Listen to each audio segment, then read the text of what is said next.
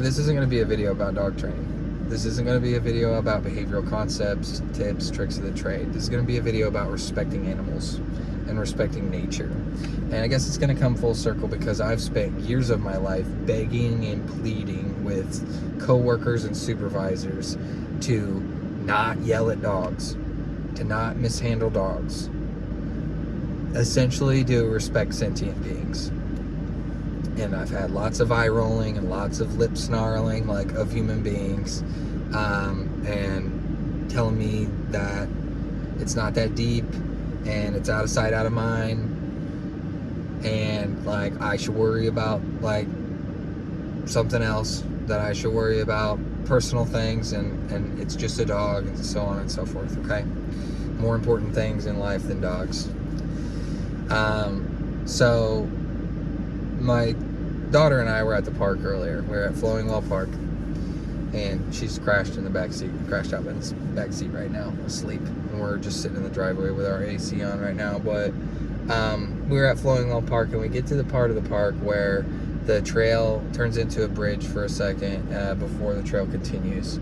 And so we're sitting on the bridge, and or we arrive at the bridge, and we're standing on the bridge, and I hear like peeping, and I hear splashing. And I look down, and there's these two boys that are like somewhere between like 10 and 14 years old. I'm not sure. And they're splashing around and pursuing these ducks and ducklings. And like the one boy has chased a duckling into the brush over here, and it's scared to come out of the brush. It's scared to reemerge from the brush. There is a den, what's being utilized as a den by the mom and dad duck, across the way. So like this duck is across the creek on the other side of the den, and then the other ducks and ducklings are up the creek, and being driven away from the den. These boys are just like driving these ducks like up and down the creek and chasing them and disturbing them, and like these ducklings are too small to fly, so like they're just like puddle jumping across, and the mom and dad are like in such distress. You can see it, like, and this goes on for a long time, or what seems like a long time. It will continue to go on for a long time in the end. But dad finally shows up. Dad has been absent. He's been on the trail elsewhere somewhere. And so he's like, hey guys, like, look, there are ducks. And he's just kind of watching this happen. I was really shocked that, he said, hey, like, here are those ducks. He was, kind of had somewhere in him had that childlike,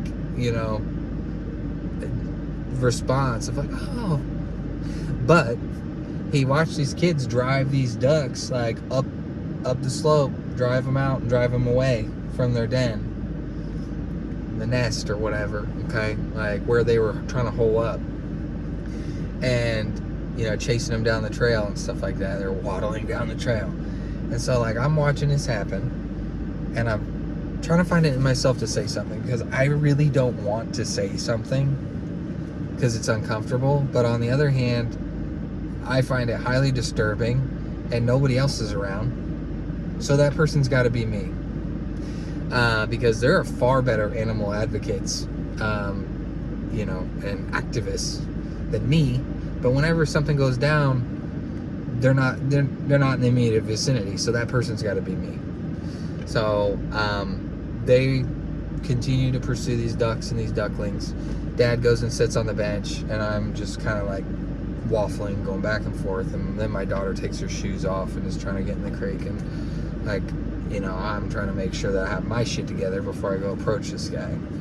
So anyway, like, he's like, all right boys, let's go, and much like my daughter, like these boys weren't listening, and so they didn't fulfill that cue and fulfill that request. So I'm just like, all right, let me go. In the meantime, when it's like, so I don't have to like,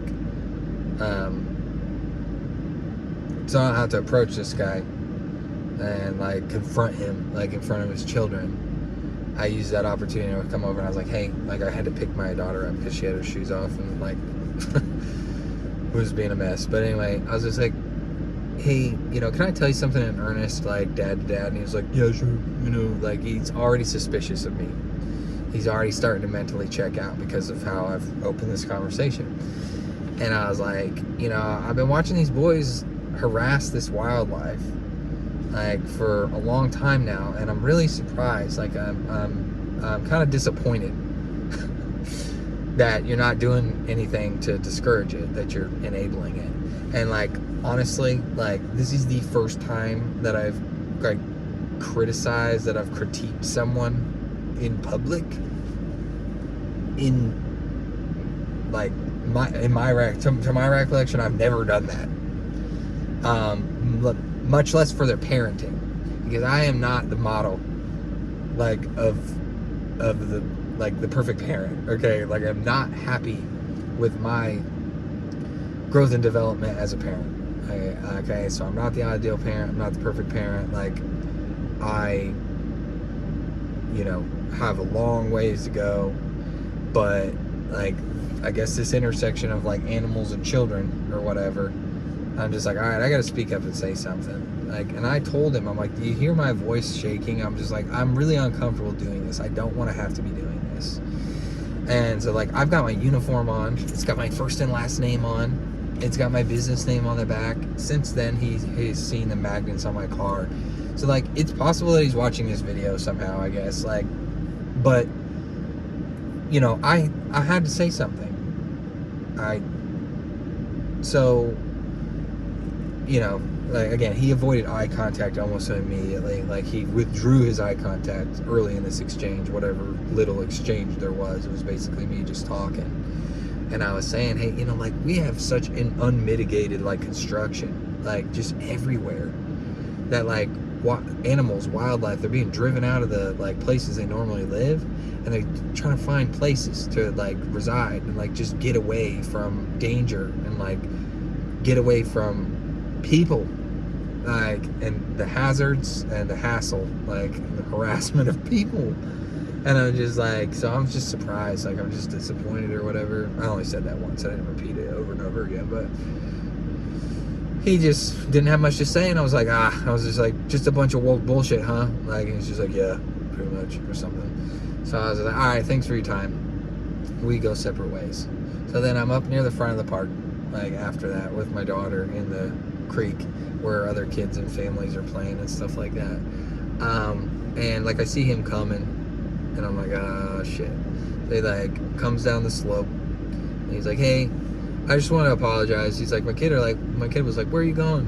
And he said something like, well, I don't feel good about something, I have to go apologize.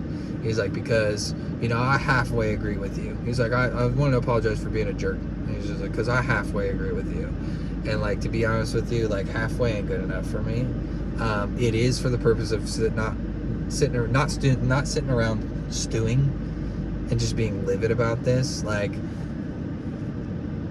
if you are a parent, if you're a dad, it's your responsibility to be a strong, like, example of integrity, and caring as far as the vulnerable go. And nothing's more vulnerable than babies. It's like these baby ducks. And like I said, these animals were in distress. They were scared. They were terrified. They felt like prey. So like, if you're a dad, if you're a male role model, then like it's compulsory, in my opinion, for you to demonstrate to your kids that caring for wildlife is cool as fuck.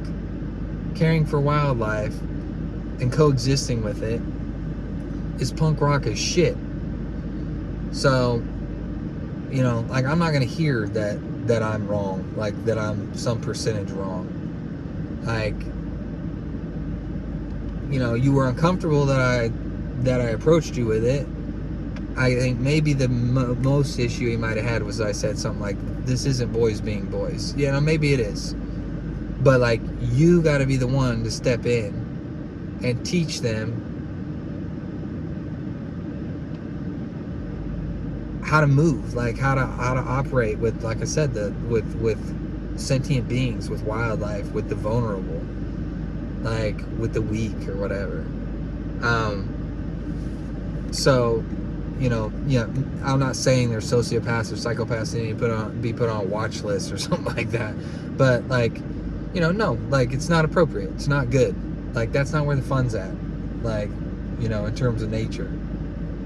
So like the moral of the story, well, like I say, he apologized. He said he halfway agreed with me. And so he shook my hand. It was funny as hell because I had the leash in my right hand and like I didn't want to transfer the leash, so I shook it like upside down with my left hand. But you know, I don't know. I think there is a difference between like being a girl dad and being a boy dad. To be honest with you, like, you know, at least now, like nowadays or whatever. But the moral of the story is like, speak the fuck up.